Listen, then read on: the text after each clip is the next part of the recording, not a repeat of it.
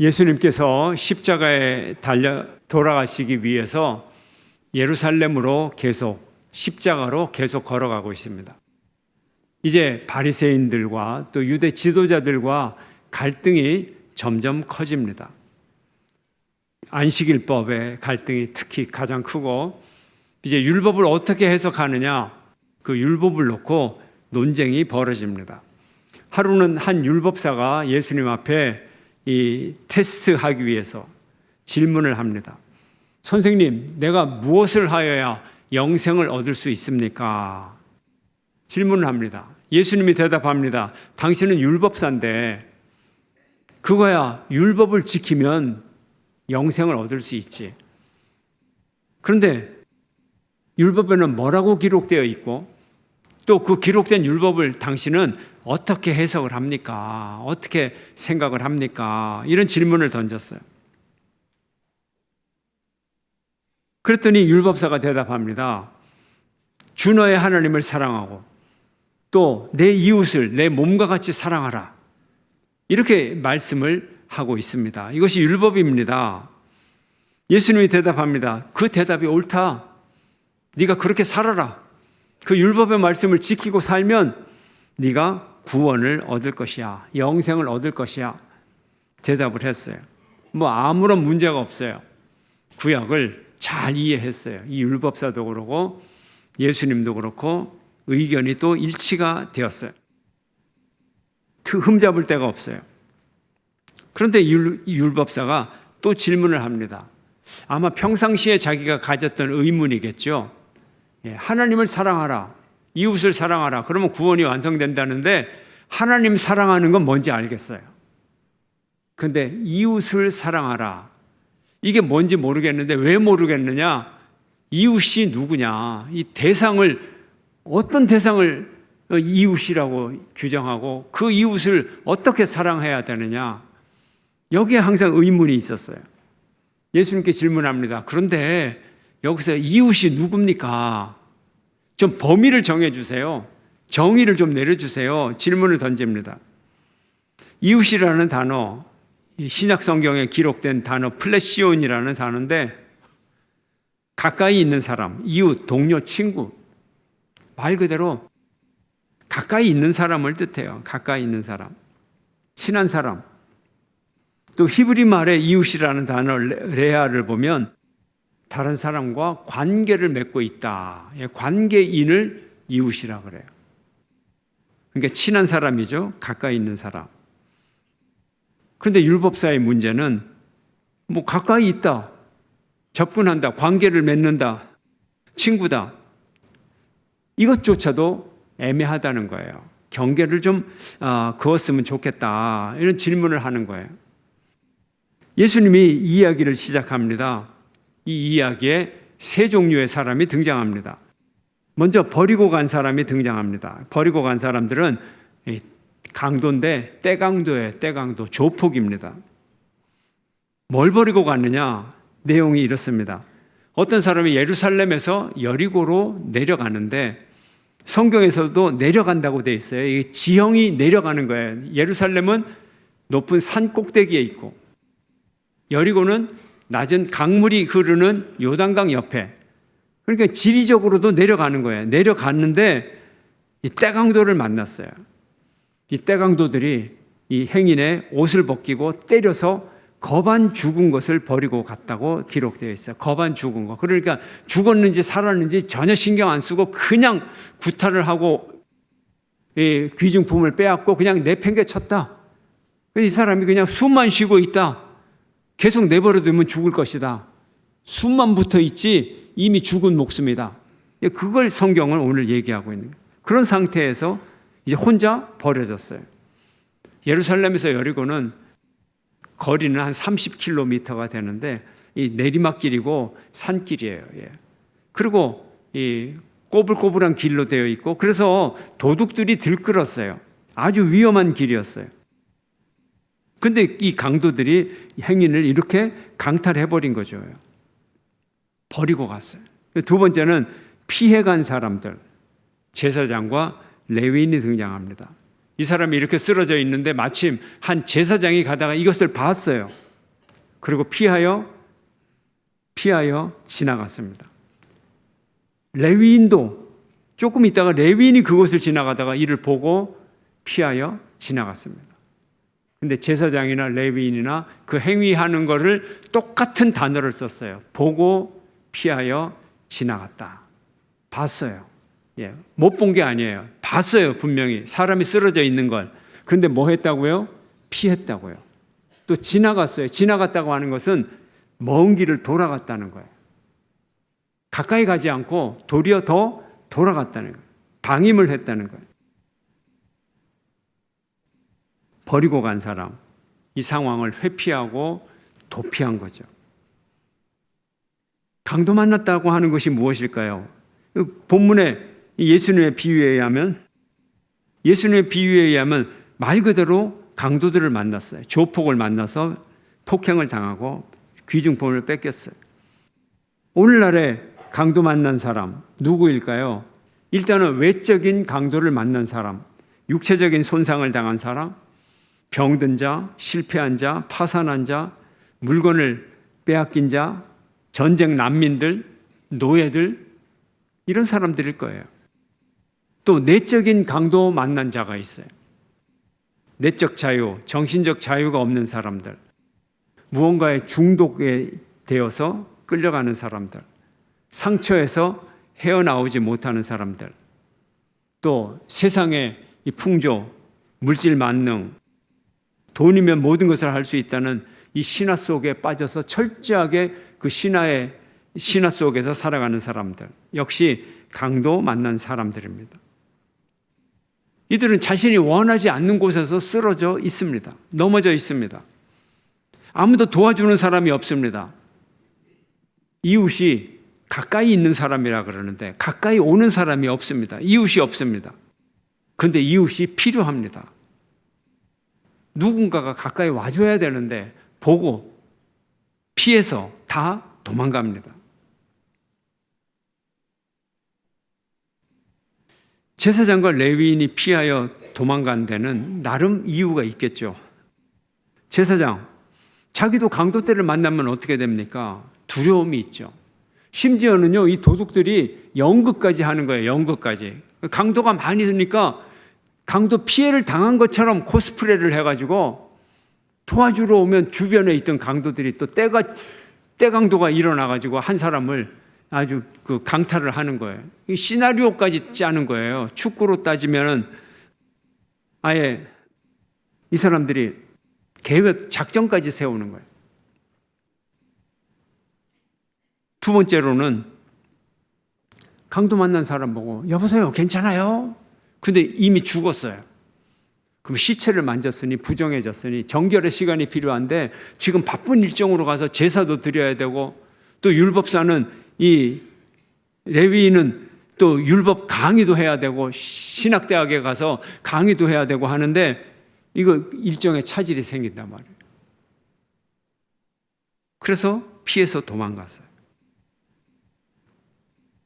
세 번째 사람은 다가가는 사람입니다. 사마리아인이 등장합니다. 다가가는 사람, 사마리아인이 있어요. 유대인들은 이 사마리아인을 멸시합니다. 상종도 하지 않아요. 왜요? 사마리아인은 순수한 유대 혈통이 아니고 유대인들과 이방인들이 함께 섞여서 만들어진 그런 사람들이에요. 혈통의 순수성이 없는 사람이에요. 그래서 사마리아인들을 멸시합니다. 아, 저것들 뭐 비속어가 있잖아요. 왜 이 인종이 다른 섞이면 비속어를 오늘날에도 있는데 그런 식으로 비속어를 써서 아주 멸시를 합니다. 그런데 이 사마리아인은 이 강도 만난 자에게 다가갑니다. 가까이 갑니다. 왜 그럴까요? 33절의 말씀 함께 읽습니다. 시작. 어떤 사마리아 사람은 여행하는 중 거기 들어 그를 보고 불쌍히 여겨. 예, 이유가 있어요. 그를 봤는데 보고 불쌍한 마음이 생겼어요. 불쌍히 여겼습니다. 불쌍히 여기는 마음. 신약 성경에서 불쌍히 여기는 마음은 누가 거의 거의 이 저작권을 갖고 있을 정도로 신약 성경에서 불쌍히 여긴다 그러면 어느 분 소유예요. 그 단어가 누구? 예수님 소유예요. 예수님에게만 적용되는 단어예요. 근데 이 단어가 이 사마리아인에게 적용이 됐어요. 그를 보고 불쌍히 여겨. 인간의 조건은 타인을 불쌍히 여기는 마음이 인간의 조건이에요. 사람이 사람다운 것은 다른 사람을 보고 불쌍히 여겨야 돼요. 강도 만난 사람의 슬픔을, 신음소리를 들을 수 있어야 됩니다. 그의 고통이 내게 오고 내가 느껴지고 내가 공감할 수 있어야 됩니다. 불쌍히 여기는 마음이 있었어요. 그래서 그가 두 번째로 가까이 갑니다. 강도 만난 사람을 가까이 가서 관계가 맺어집니다. 세 번째로 극진히 간호해 주었어요. 34절 말씀 함께 읽습니다. 시작. 가까이 가서 기름과 포도주를 상처에 붓고 싸매고 자기 짐승에게 태워 주막으로 데리고 가서 돌보아 주니라. 사마리아인은 먼저 응급 조치를 해 주었어요.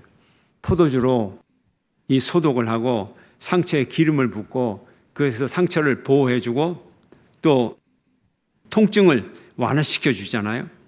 응급 조치를 하고 또 부상한 사람들의 상처에 이 손수 닦고 상처를 싸매어 주었다 그랬어요. 싸매어 주었어요.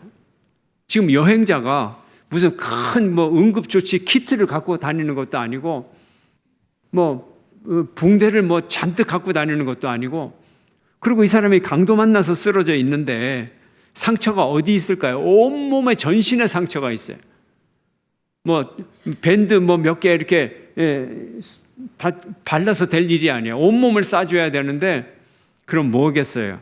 자기의 옷을 꺼내서 자기의 옷으로 다 싸주었어요. 그리고 짐승에 태워 주막으로 데리고 갔습니다. 어떻게 해야 되나요? 자기는 걸어야죠. 환자는 이 나귀에 태워야죠. 아주 극진히 모십니다. 언덕길 힘도 들고 먼 길이고 또한 너무 위험한 길을 한밤중에 천천히 갑니다.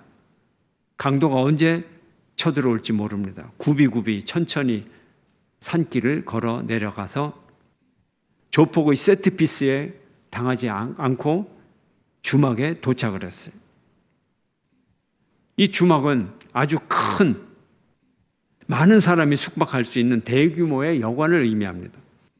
그래서 시시한 장소, 아주 허접한 곳, 그런 곳이 아니고 자기가 묵으려고 예정했던 아주 좋은 여관에까지 상처 입은 사람을 데리고 갑니다. 그 사람의 이름도 모르고 신분도 모르고 아직도 누구인지 모릅니다. 생면부지의 사람에게 극진한 대접과 간호를 합니다. 환자를 자신의 나귀에 태워 여관까지 데려온 사마리아인은 계속 그를 돌보아 주었습니다. 잠도 자지 않고 그를 보살폈습니다. 여기서 돌보아 주었다고 하는 단어는 극진한 정성으로 극진한 책임감을 가지고 돌보아 주었다. 이런 의미를 가지고 있어요. 그래서 사마리아인은 이튿날에 길을 떠납니다. 이렇게 길을 떠나면서도 강도 만난 사람에게 배려를 합니다. 어떻게 해요? 35절 말씀 함께 읽습니다. 시작. 그 이튿날 그가 주막 주인에게 데나리온 둘을 내어 주며 이르되 이 사람을 돌보아 주라. 비용이 더 들면 내가 돌아올 때 갚으리라 하였으니. 그 이튿날 이 여관을 떠납니다. 이 이튿날이라고 번역된 이 단어가 이 성경 사본이 여러 사본이 있는데 그 중에 몇 사본에는 약간 다른 표현으로 되어 있어요. 그날 새벽에 이렇게 표현된 사본이 있어요. 그날 새벽에. 그날이 뭐예요? 도착한 그날이죠. 그러면 이 도착 시간이 어떻게 됐다는 얘기예요? 자정을 훨씬 넘겼다는 거예요. 밤새도록 이 사람을 데리고 천천히 왔다는 거예요. 그러고서는 그날 새벽에 잠도 제대로 못 자고 이 사람을 보살피고 새벽같이 길을 떠나야만 한다는 거예요. 이것이 뭘 의미하나요? 이 사마리아인이 결코 할 일이 없는 사람이 아니라는 거죠. 제사장만 바쁜 게 아니고 레위인만 바쁜 게 아니라 이 사람은 잠도 못 잤는데 새벽같이 가서 일을 해야 되는 사람이라는 거예요. 그럼에도 그는 큰 도움이 절실히 요청되는 그 사람을 위하여 자정에 맞도록 위험을 무릅쓰고 여관까지 오고 그를 섬겼던 거예요. 자신의 바쁜 시간, 자신의 물질을 희생했던 겁니다. 이 사마리아인은 완전한 이웃사랑을 우리에게 보여줍니다. 공경에 처한 사람에게 어떻게 그가 회복될 때까지 책임을 질 수 있느냐, 도울 수 있느냐 하는 것을 우리에게 보여줍니다. 유대인들은 어떻게 했나요? 사마리아인들과 경계선을 긋고 미워하고 멸시했어요. 그런데 오늘 본문의 이 사마리아인은 그 경계선을 허물고 이 강도 만난 자를 도와주고 있어요. 이 비유를 마치고 예수님이 율법사에게 질문을 합니다. 너의 생각에는 이 세 사람 중에서 이 강도들은 얘기하지 않고요, 제사장, 이 레위인, 그리고 사마리아인, 이 세 사람 중에서 누가 강도 만난 자의 이웃이 되겠느냐 질문을 합니다.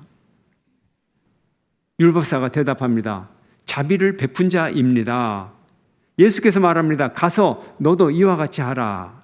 이 율법사의 대답이 뭐예요? 자비를 베푼 자, 이렇게 대답을 했어요. 근데 예수님은 뭐라고 이 사람을 얘기했죠? 어떤 사마리아인이, 사마리아 사람이. 그러면 예수님의 말을 들었으면 율법사가 그 사마리아 사람입니다, 이렇게 해야 되는데 그렇게 대답 안 하고 자비를 베푼 자입니다. 왜요? 사마리아인 그러면 이 제사장하고 레위인들, 유대인들하고 비교가 되잖아요. 그래서 그 말을 민족적 자존심 때문에 그 말을 쓰지를 못하는 거예요. 그러나 사마리아인은 민족적인 적대감을 없애고 그를 도와주었어요. 여기서 차이가 있는 겁니다. 하나님의 이 지금 예수님과 율법사의 질문의 주제가 뭡니까? 어떻게 하면 구원을 얻습니까? 이 질문을 가지고 지금 대화를 하는 거예요. 내가 무엇을 하여야 영생을 얻겠습니까? 일단 처음 나온 대답이 하나님을 사랑하고 내 이웃을 내 몸과 같이 사랑하라. 이렇게 하면 구원을 얻어요. 영생을 얻어요. 지금 심각한 거예요. 결정적인 겁니다. 궁극적인 거예요.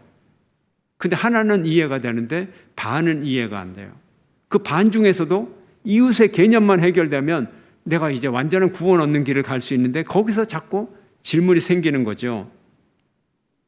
그런데 오늘 본문 그대로 하면 이웃을 내 몸과 같이 내 이웃을 사랑하면 이제 영생을 얻는다는 거예요. 이웃을 사랑하면 영생을 얻어요. 구원을 받아요. 맞습니까, 여러분? 과연 이웃을 사랑하면 이웃의 정의가 뭐라고요? 친구, 친한 사람, 가까이 접하는 사람. 이 사람 사랑하면 영생의 길, 궁극적인 구원에 도달해요. 그러면 이웃 사랑이라는 게 이렇게 소중하고 귀중한 겁니까? 이웃, 내가 사랑해야 될 우리 가정, 부부, 자녀들, 내 나라. 근데 과연 이웃을 사랑할 수 있느냐는 거예요. 또 실제로 이웃을 사랑하면 정말 영생의 길에 도달할 수 있을까요? 그게 뭔가 가치가 맞아요, 틀려요? 이 영생은 궁극적인 진리인데 이웃 사랑해봐야, 이웃이래 봐야 그냥 내 친구인데, 내 가족인데, 내 민족인데 정말 이웃 사랑하면 영생 받을 수 있을까요? 사람들은 아는 사람하고만 밥 먹고 대화하고 그래요. 모르는 사람하고는 상대를 안 해요. 관심조차 없어요. 이웃이 아닌 사람에게 이웃이 되어주려고 하지 않아요. 예수님의 질문이 뭡니까? 제사장, 사마리아인, 그리고 레위인 이 세 사람 중에서 누가 강도 만난 자의 이웃이 되어주겠느냐? 이웃이 되었느냐? 이웃이 되어준 사람이 누군가? 경계선을 허물고 먼저 다가간 사람이 누구인가? 사랑을 먼저 베푼 사람이 누구인가? 예수님의 질문이에요. 우리가 결단을 해야 되는 것은, 원수의 관계를 없애려고 결단해야 되는 것은 여기에 우리의 영원한 생명이 달려있기 때문에, 구원이 달려있기 때문에 그래요. 내가 여전히 원수가 있고 여전히 그 원수를 증오하고 있다면, 그 원수를 이웃사랑으로 포용할 수가 없게 된다면 나는 여전히 죄악 가운데 매달려 있는 거예요. 영원한 생명을 여전히 얻을 수가 없어요. 그래서 율법사의 첫 질문, 내가 무엇을 하여야 영생을 얻으리까? 예수님의 대답은 이를 행하라, 그리하면 살리라. 가서 너도 이와 같이 하라, 그리하면 영원한 생명을 얻으리라. 예수님의 말씀인 것입니다. 참사랑은 사랑할 조건을 넓힙니다. 참사랑은 배제하는 조건, 그런 배제의 이유를 무너뜨립니다. 세상의 사랑은 그 종말은 결국은 나르시즘, 자기 사랑으로 끝이 납니다. 이웃조차 없습니다. 이웃이 아예 없어요. 자기 사랑이니까. 그래서 가장 가까운 이웃을 사랑하기 시작하는 것, 이것만 해도 이미 구원의 길에 도달할 만큼 가치 있는 출발을 시작하는 것입니다. 하나님 사랑은 자기 사랑에서 출발해서 이웃 사랑을 향하고 뻗어나가고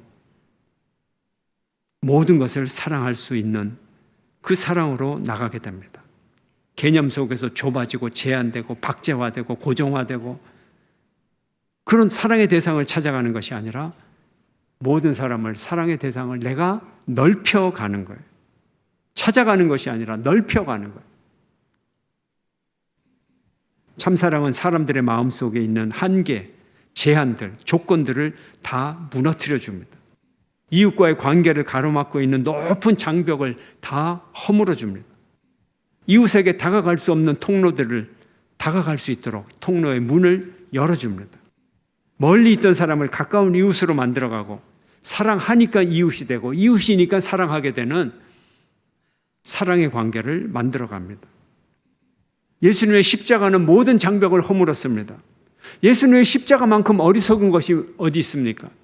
아무런 가치 없는 죄인들을 위하여 하나님 당신이 오셔서 직접 죽음을 감당하셨습니다. 하나님과 죄인 사이의 장벽을 무너뜨려 주셨습니다. 자기 사랑은 죽고 모든 사람을 사랑하는 아가페 사랑은 다시 생겨났습니다. 아가페 사랑이 온 세상에 퍼졌습니다. 예수님은 우리를 세상에 보내셔서 하나님의 사랑을 나타나게 하셨습니다. 우리가 세상을 향하여 보여줄 사랑이 있다면 바로 예수님의 사랑입니다. 세상이 우리에게 가르쳐준 그런 병든 사랑이 아니라 하나님이 우리에게 가르쳐준 그 아름다운 사랑을 우리가 끊임없이 보여주고 전해야 되는 것입니다. 온 인류에게 울려 퍼지는 하나님의 사랑, 이 사랑이 우리를 사랑하게 하는 것입니다. 이 사랑이 우리의 목적인 것입니다. 주님, 우리가 사랑하게 하여 주시옵소서. 이 사랑이 우리를 사랑으로 만들어 주시옵소서. 하나님은 사랑이십니다. 예수님이 사랑이십니다. 우리도 사랑이 되어야 합니다.